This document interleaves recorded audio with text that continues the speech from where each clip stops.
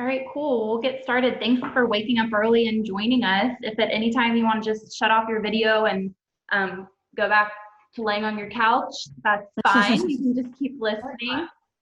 We normally would have had coffee and connections today, so we just kind of wanted to do something in place of that, and we felt that First Cup kind of filled that space just to kind of check in. We're hoping this will become a series, so let us know what you think at the end, the good, bad, and the ugly.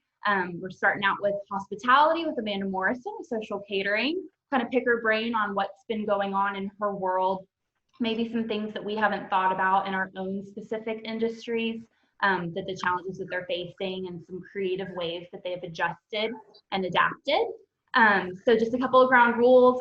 If you'll mute yourselves for now, if you have a question, unmute, please feel free to chime in and ask, or put it in the chat box if you want me to ask it. And then we'll have some time at the end too for some of this if anyone wants to linger. But we're going to keep this to about 30 minutes so everyone can go about their days. And go ahead and get started. Amanda, thank you so much for being with us this morning and waking up early. Hey, all you cool cats and kittens. Had to do it. Yeah. Anyone? No one? Everyone. Everyone's watched Tiger King. I know you have. Okay. I've got you. Yeah. Yeah, good morning. It has, shit's been a wild ride. Yeah. It's been probably the craziest 3 weeks I've ever had in my personal and professional life. And that's, also everyone in Tallahassee coming off of 3 hurricanes in a row after like never having them here in decades. And like this one, that still takes the cake. It's been a game changer for certain. And I watch it, pretty plugged into our industry nationally and at the state level through some board work that I do, and it's just wild. It's crazy to see how quickly everything happened, and for our industry, for hospitality specifically, just being the first domino to fall. So I think we were unfortunately the pace setters. And a lot of things that happened, being one of the first impacted industries. So it's been, while the rest of the world is maybe just now going on a stay-at-home order, we're already in week 3 of literally a business crisis in our industry. So it's been grueling. Grueling, say is the word. Yeah. So how are y'all doing? Because hospitality and restaurants specifically have kind of been the hot buzzword right now, partly because we all can't live without y'all, and partly because y'all have been making a lot of noise online and in the media, and it's been getting a lot of attention. So, I mean, how are y'all handling all of these changes? It's every day changes. So literally the script changes every single day. You have to adapt the strategy that worked yesterday that doesn't work today because of something new that's happened or something new that's come out. I will say for our group personally, marketing has been such a strong part of our identity as a hospitality group. I've got Pounders. He's right below me in my screen view. But it's one of those things that our industry is kind of notoriously not marketers, and you've got these places that are very high quality places, but maybe haven't made the investment in social media or networking or marketing. And I always say it's, marketing is like a garden or a savings account. You have to nurture it and invest time and resources in it all along, so that it's there when you need it, right? It's like growing food. You water that garden, you grow that vegetable so you can eat it 6 months from now when you need it. Or savings account, you're saving up money along the way so that when something happens and an emergency happens, it's already there and it's built. So what I've been seeing is this interesting dynamic of the companies that have already done that, have made the investment in their online presence and having even just a functional website, having e-commerce already set up, having networks to lean on even. So it's not even just how many Instagram followers you have, it's your personal networks too. So it's all the things that I think everyone in this room does with being involved in groups like Access and the Chamber and really being community driven. That's your safety net. That's what's there. And that's what has for us been crucial. It's been the infrastructure of the online e-commerce and it's been access to, you know, being top of mind and the first, you know, message that shows in people's Facebook feeds because they've been following you all along. Mm-hmm. And I'm seeing some other really great brands, both nationally and on a local, independently owned level, that, you know, it's just, you can't make up that ground. If there's something we've learned a lot, is being first to market really means something in anything, right? Like if you're the first pace setter in a newly developed area, or you're the first new like Uber, right? Think like social disruptors, or think organizations that are first to an up and coming area. Having that early groundwork established is usually the king of the castle and the person that stays on top. So, you know, if you have that, it carries you so much further than if you were scrambling to make up that ground, and you see people that didn't even have websites or didn't have online ordering, that had to literally set up entire websites before they could even start doing takeout orders efficiently. So it's been a blessing to us that that's always been a cornerstone of our brand and all of our brands. And so we just having that couple of days leg up, I think, has really helped us push the needle. Also, alternative revenue streams. You know, for us, Pounders is can be a testament to this, because he folds like 600 t-shirts a month. But having things like Madison Social does with all the merchandise that we do, and the challenge programs, and the t-shirts, and the funny pint glasses, and the promos that we do, all of those things have kept us top of mind as we go. But right now, that's what's like keeping the doors open and the lights on. It's been a tremendous amount of online sales. The way that they reissued merchandise, I thought was genius. You know, all these great challenge shirts, because we built this kind of stigma around all of the monthly challenges that we do, where if you do all the drinks, you get a t-shirt, a funny t-shirt. Mm-hmm. People love them. And normally it's just always been, you do the challenge and you get, like, I can't even get a shirt, you know, it's like, you have to do the challenge to get the shirt. And so there's these ones out there that people are like, oh, I'll never forget, I missed the July 2016 shirt. And so we've been reissuing those things, and that revenue's been crucial to us. It's truly what is keeping people paid and in the door. So having a diverse, you know, every company, I think, can really examine the revenue streams, because you've got to have a diverse audience. It's nice to be in a niche industry sometimes, and there's a place for that, but really in times of crisis like this, it's that diversity that really carries you through.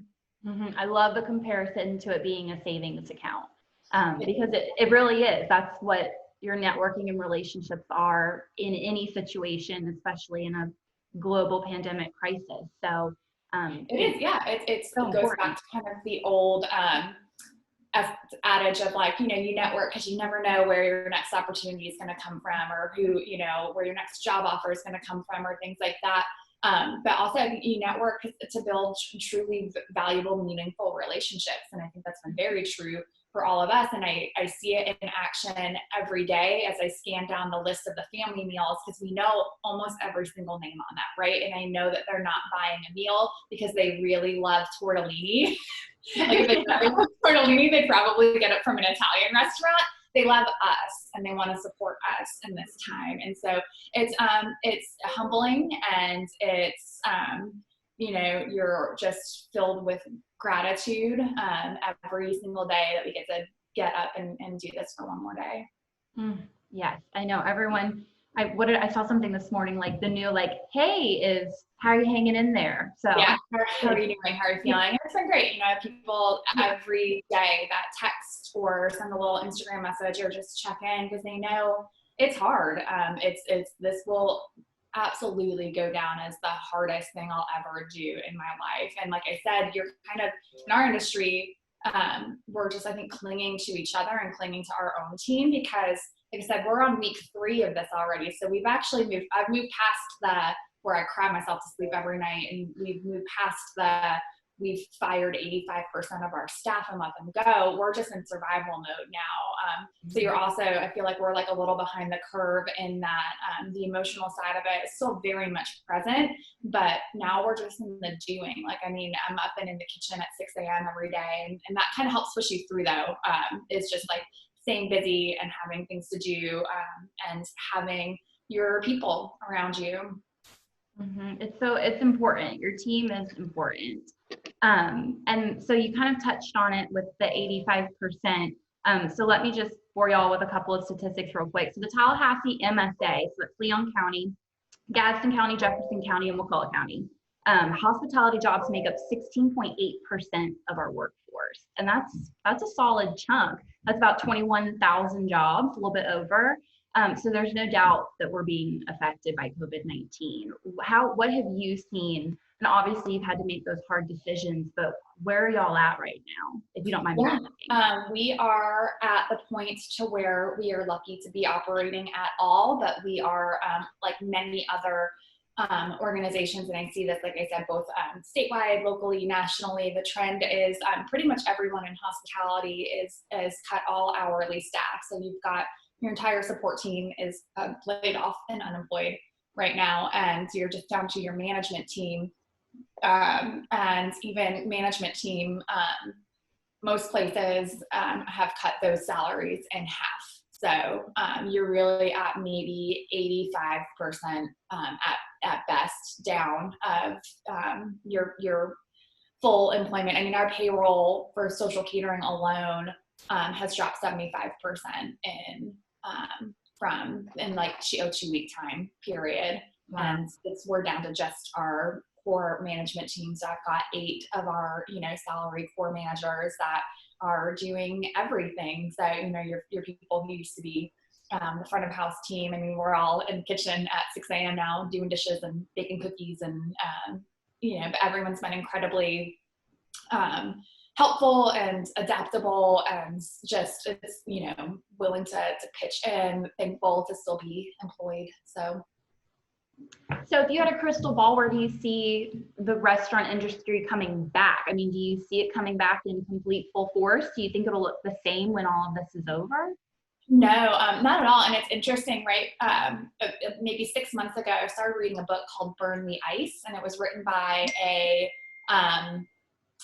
food writer that had started, he's kind of one of the most famous national food writers, and I've been following the trends for about 15 years now. He started writing up in the Pacific Northwest area at the start of the farm to table restaurant movement, when restaurants, kind of even small restaurants, started having really high price points and these commitments, qualities, and that usually means smaller margins. And for most people that don't know, restaurants on an average run a less than 10% profit margin. So that means if you're doing everything right, you're making less than 10 cents for every dollar you bring in, which is crazy.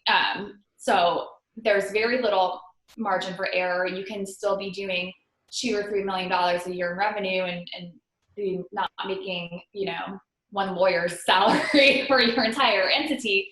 And so this food writer had been following all these trends, and basically just wrote this whole book about how the current model of restaurants is unsustainable. You have obviously a low wage workforce that can't be caught up to speed. You see it in all the minimum wage kind of debates going on around the country, and that we've kind of waited too long to adjust this living wage. So you can't swing wildly though, right? You can't make a 50% increase in one sweeping move, because it's going to crumble the whole system.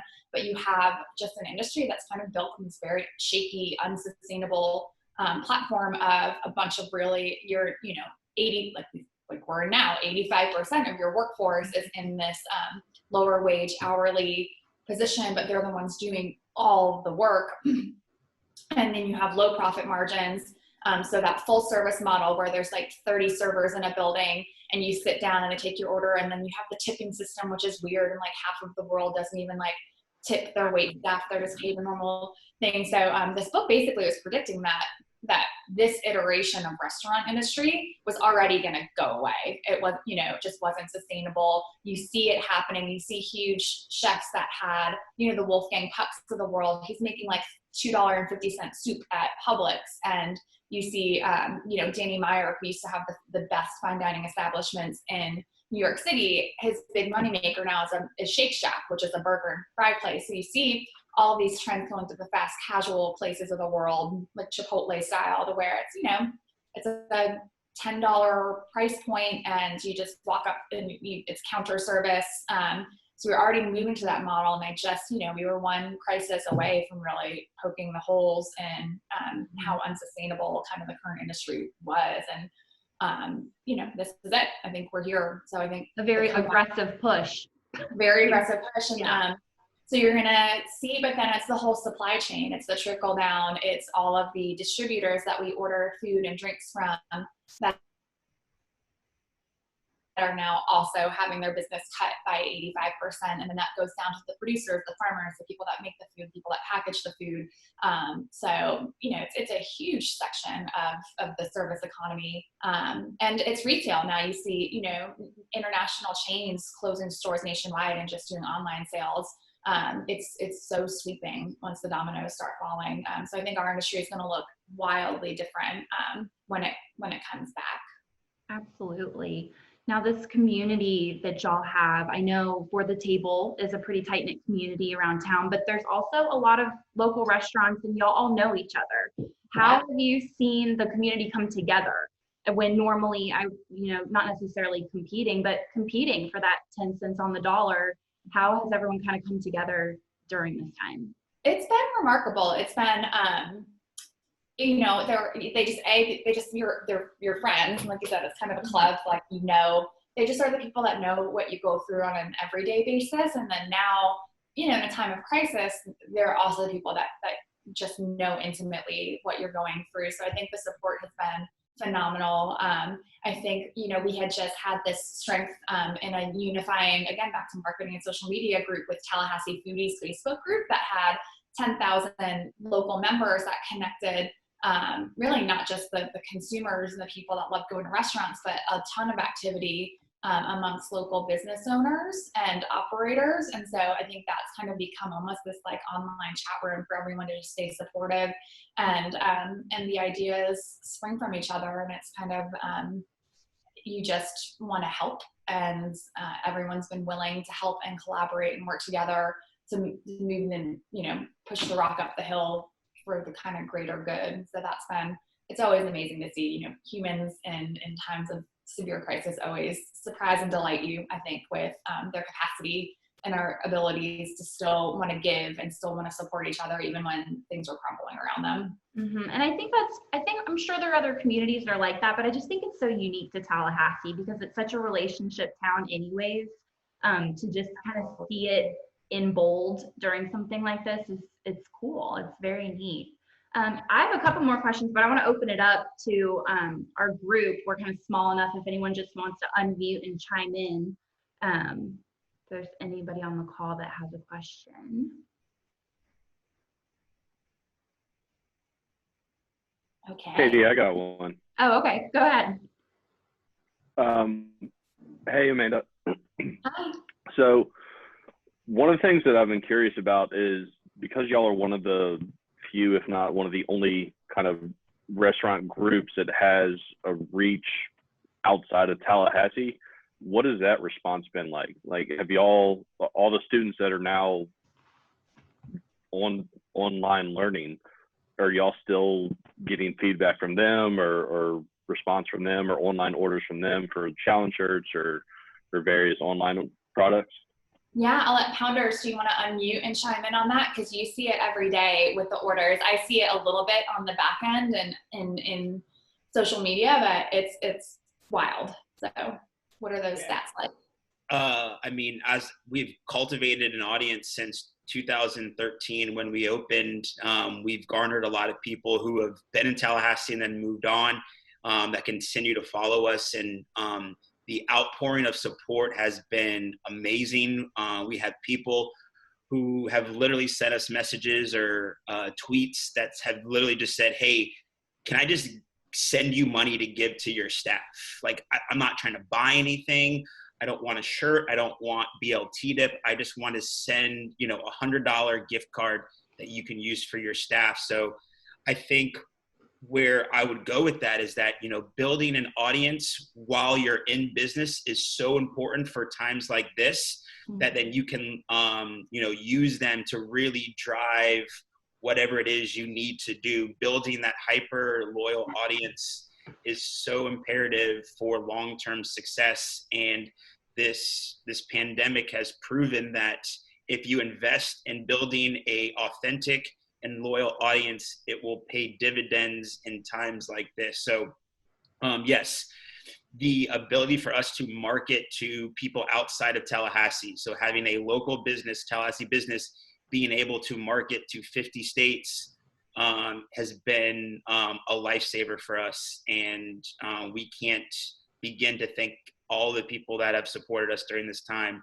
enough for buying shirts or just sending donations, or at a minimum just asking what can we do to support you guys during this time, and then following up with, we can't wait till you guys reopen, we're going to travel down, we're going to come see you guys. And that just, you know, makes it all worth it when we're doing this kind of stuff and what we're doing before and after all this comes through. That's awesome. Anybody else? You have to unmute yourself. Yeah, hey, Amanda, and I guess anybody else. I've seen a couple of businesses locally changing their models a little bit and kind of trying to get a little entrepreneurial. I wonder sort of what that thought process is like for you guys specifically, and maybe Eric can chime in too on this. But, you know, like for instance, when Proof, and I guess Ology is doing it now, developing the hand sanitizer stuff out of the alcohol that they use.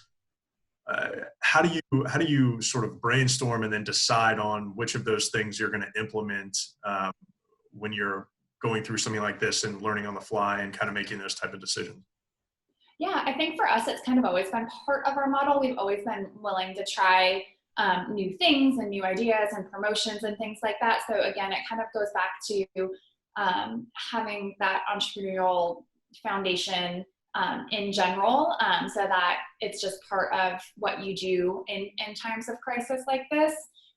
We have, and then it just goes back to kind of just the investment in marketing is we always have regular marketing meetings anyhow as to how are we going to diversify revenue? How are we going to identify need dates or months where we know that the revenue just from like hoping someone walks through your doors isn't there? How do we get creative to solve that problem? So this has just kind of been that on a much bigger level as you just try every day to figure out. And something that our partner Matt has always said, and I love it, is your customer writes your business plan for you sometimes. So it's staying really in tune with what the needs around you are. So obviously the hand sanitizer is a great example of that. Like there's a critical shortage of hand sanitizer. We can make it, let's fill the gap. So, and it goes down to that on everything, you know, I mean, takeout, we did less than 10% of our full revenue with takeout. So to have to figure out a way to switch that in one day, literally, I mean, in less than a day, I think the executive order shutting down in-room dining came out sometime like mid-morning and was in effect by 5 p.m. that night. So to have to be that reflexive is challenging.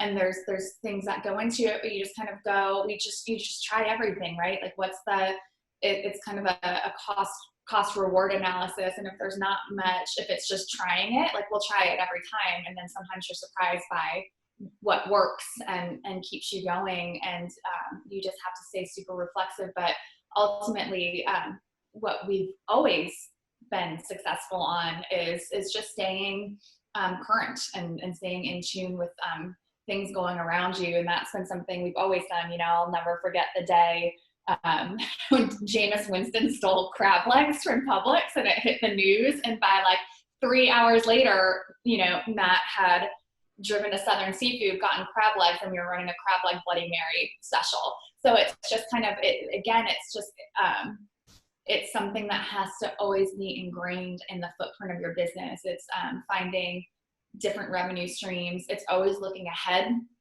Right? Like we do it all the time. We forecast, we look at down to even day parts, right? Like Tuesday happy hour is really slow. What can we do to lift Tuesday happy hours? So it's sales strategy. And I think that's what every business can do is you can always look and see where can we be making just a little more, what is a new thing we can fold in that's going to help lift, you know, what's something new we can do to diversify our revenue. So I think those are all, again, things that happen in times of crisis, but should be happening every day in everyone's business. That was great. Anybody else?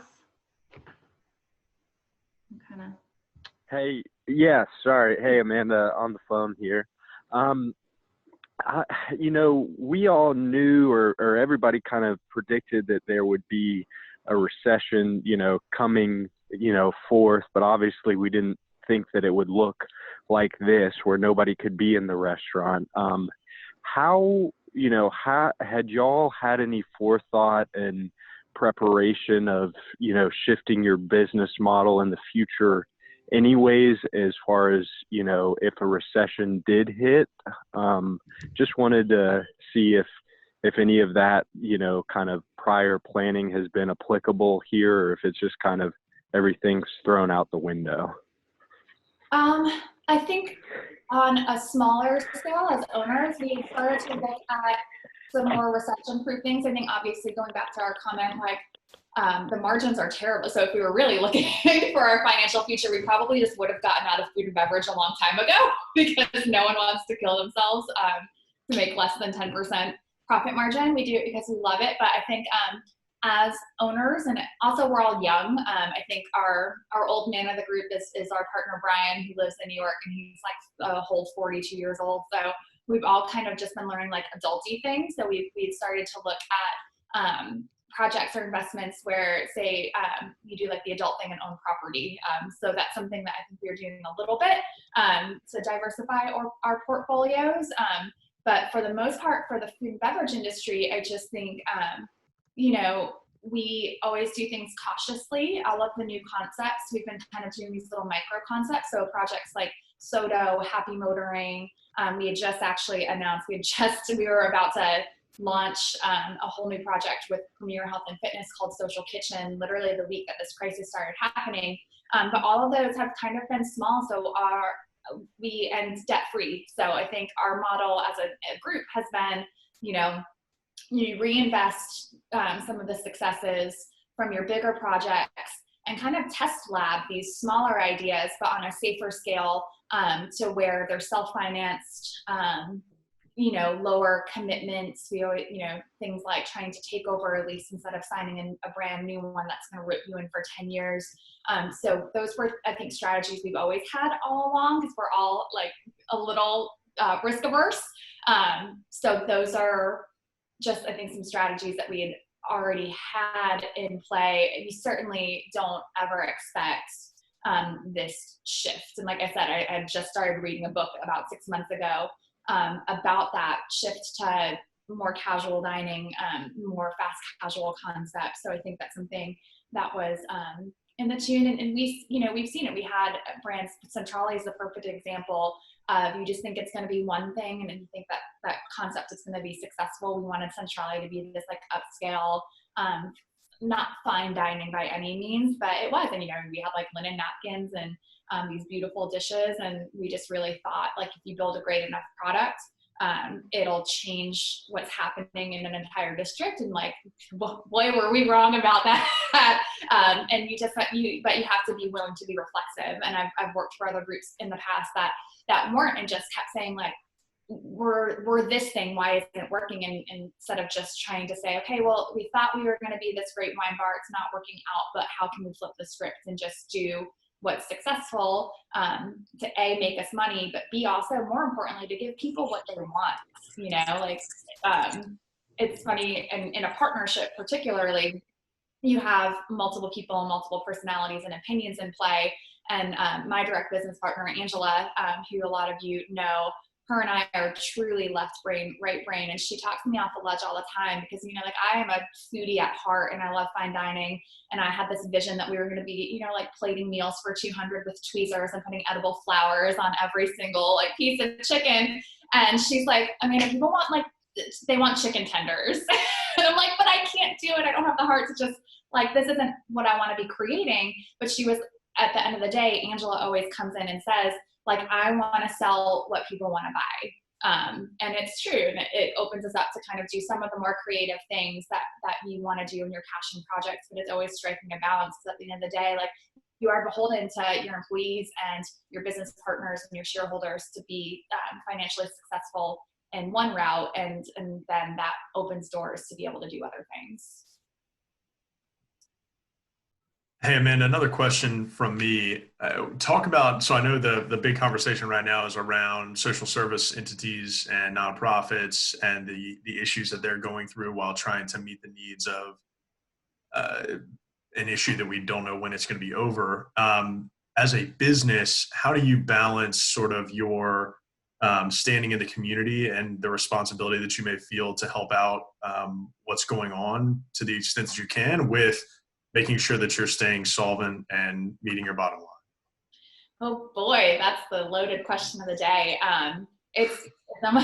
Sorry, I mean, you can say pass, I guess, and Eric can answer it if you want. Something I've thought about over the last 24 hours. Katie actually, like, before we started this, kind of said, like, what if I ask you about how you have remained a leader during this?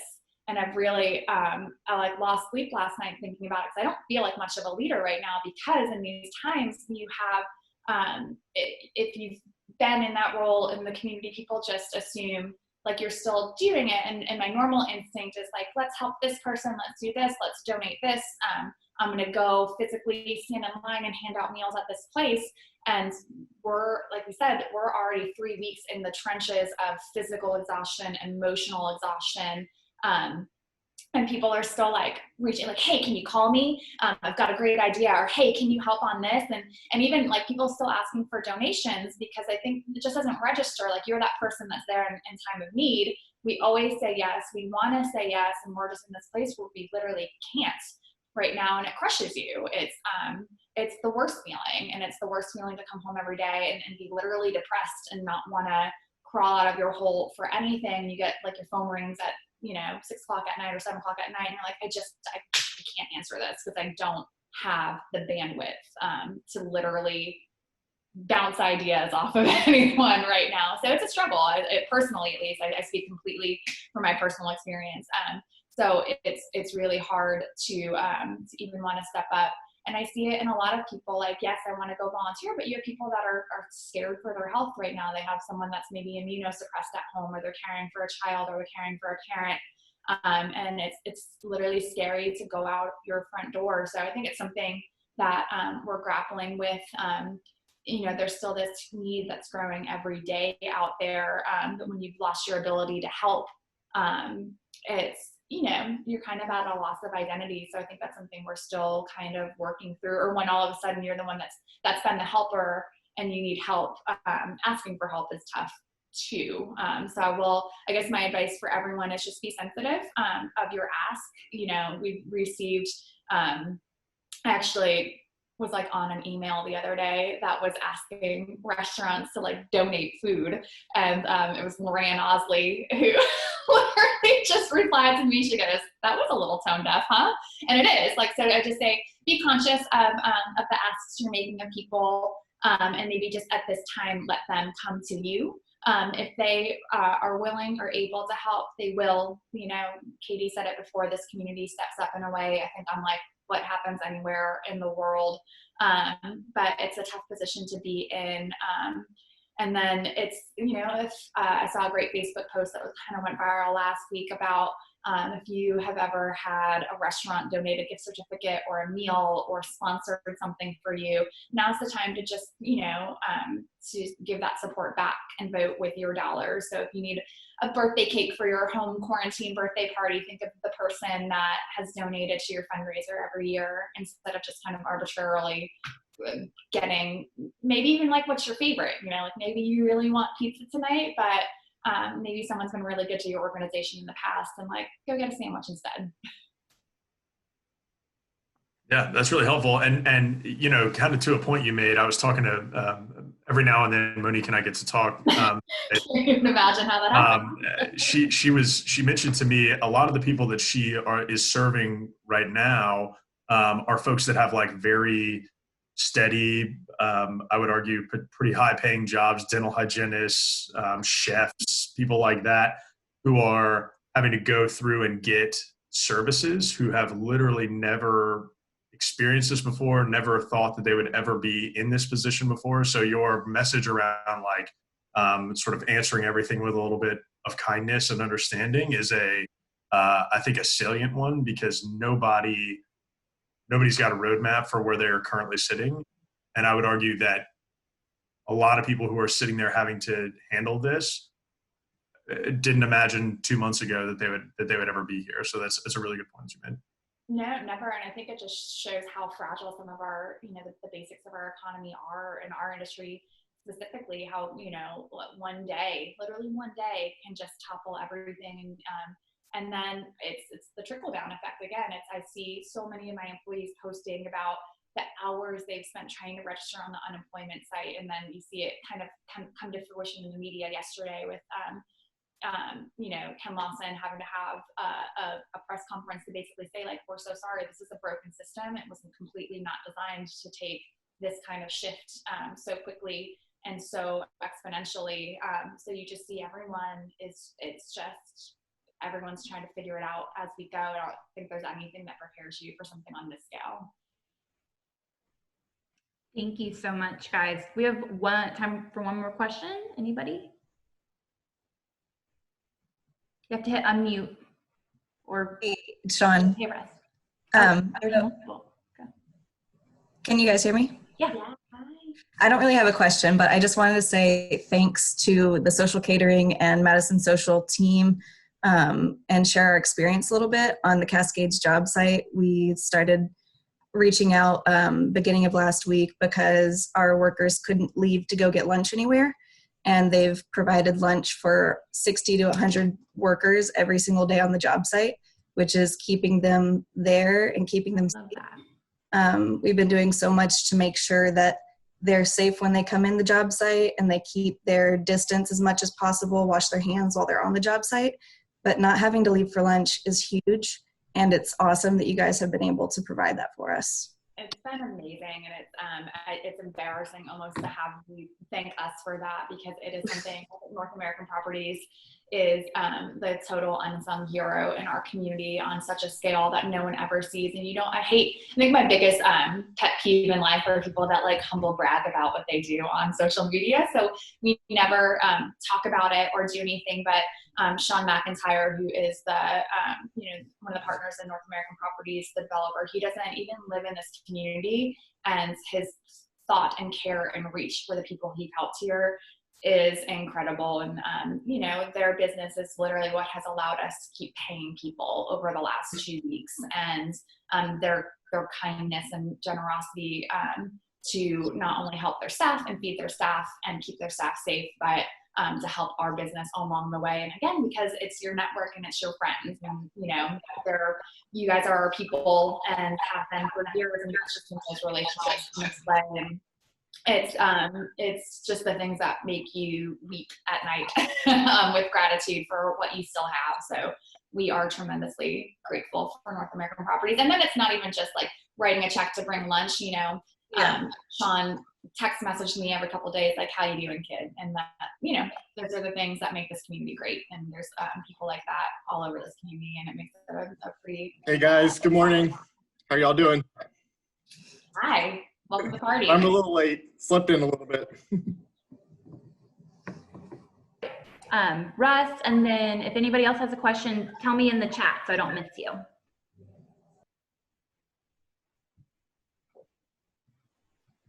We can't hear you.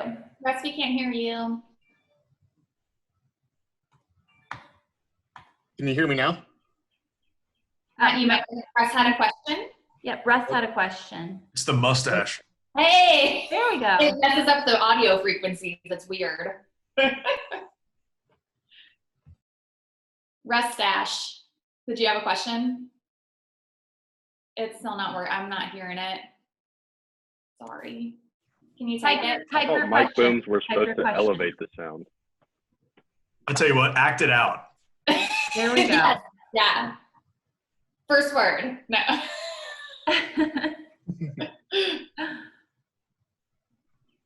Okay. You want to type it, Russ?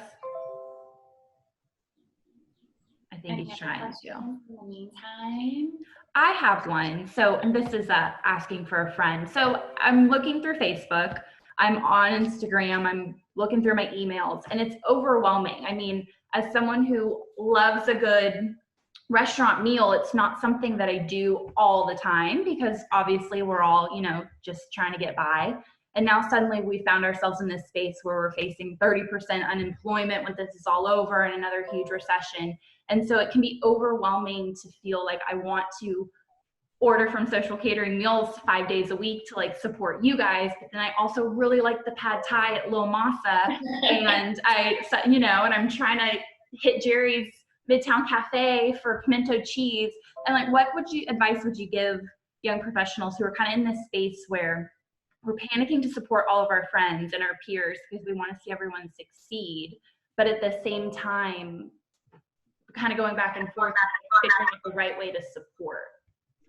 It's, I always just say, do what you can, and what you can do even day to day is going to change. These are wild times. So I always say, like, don't beat yourself up over not being able to do something you can't do. Just, do the capacity that you have in that instance. This is a wild time for everyone, not just financially. You've got people that are still working from home full time and homeschooling like multiple children. And I don't know how y'all are the real heroes out there. I don't know how that even works. So the best advice I've seen across the board from everyone is just like, do what you have the capacity to do in that minute. And try to be thoughtful and intentional about what you do. And just try to strike that balance, because that's, I think, in times of crisis. And that's really just the true definition, I think, of service is just doing something because you truly want to, and just doing it to the best of your ability. And that's always enough. Thank you. Here, Russ's question came through. How has the food prep and kitchen work changed because of this? Different sanitation techniques, processes, employee testing, etc. My first thought when this happened was, how do I know the person preparing my food at the restaurant isn't giving it to me? And how are you overcoming that obstacle? Absolutely. So I think at Social Catering, I mean, the first day that this started, we were all on texts and there's no playbook for it. So we've had to write a lot of it your own. So we just kind of kept running the exercise from the guest experience. What are the things in the restaurant that everyone touches all the time? Okay, we won't do the little check presenters, like the little book that your receipt comes in, like 100 hands a day touch that, salt and pepper shakers, things like that. So we had to kind of run this exercise from the guest experience. How can we limit contact as much as possible, on top of the CDC just kept coming out with like wash your hands. I'm like, well, like we do that already. We're probably the industry outside of like medical that washes their hands literally constantly, and wears gloves all the time. But there wasn't any other guideline outside of that. It's, send sick employees home and wash your hands, and the rest we were kind of up to ourselves to figure out. So we had literally just a Google Doc with all the store managers on it that we just kept adding ideas to every day. You're scrambling for resources. We just now, yesterday, there was a window of about 5 minutes where hand sanitizer opened up on our supplier, and we had to get all of it. And I remember our poor, like, frazzled, stressed to no end distributor rep was like so nervous that even like if he hit send, it was going to not be there by the time the order processed. So it's been a scramble to even get the resources that you need. I'll say at Social Catering, we've taken it a step further. We do some government contract work, and a lot of that, even to just like submit proposals right now, you have to be ridiculously strict. So we had a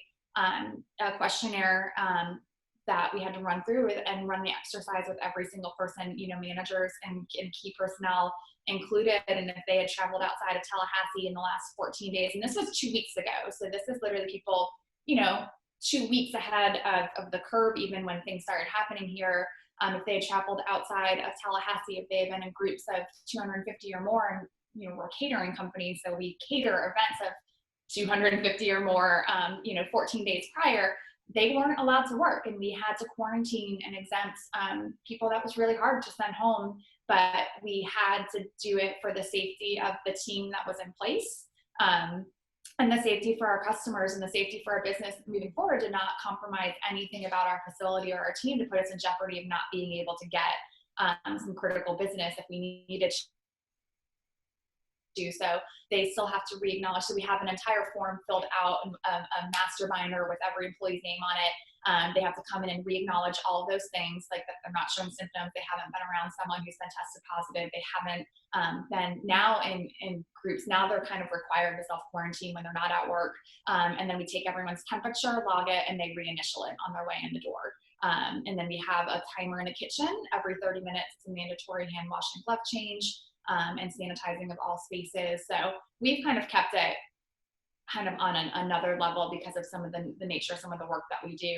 But even in the restaurants, it's little things every day. And I have this, you see other people posting things on Instagram, and the first thing I think of when I see them like showing something, I'm like, they're not wearing gloves. And I'm like, damn, that steak looked real good, but I can't go there now because they're not wearing gloves. But I think as an industry as a whole,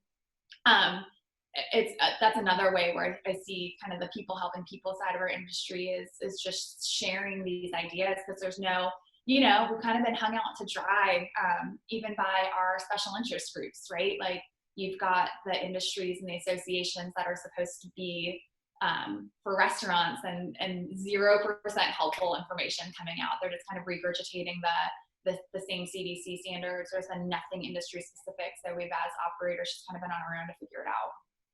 But we're doing it. We're doing all of it. Well, y'all are killing it. At least that's how it appears. So keep it up. Killing us. We're killing it. I don't know. We're just trying to hang in another day. Yeah, day by day. Well, thank you so much.